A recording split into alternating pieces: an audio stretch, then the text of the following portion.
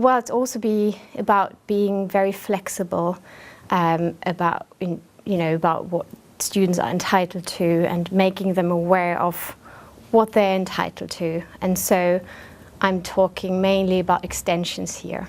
So extensions are there for good reason. And if your circumstances are making it very difficult for you to submit an assignment by the deadline, then you're entitled to ask for an extension.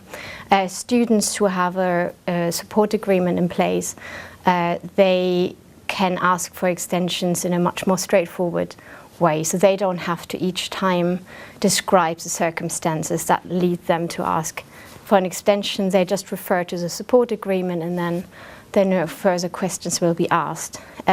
So that process is pretty straightforward. When that becomes a bit less straightforward is when we don't have the discussion early on about when do I need to ask for an extension, how does that work, and when then someone doesn't submit an extension on time, that's when it becomes a bit more complicated. So I like to go with students early on through what kind of support and what kind of safety nets are in place as well.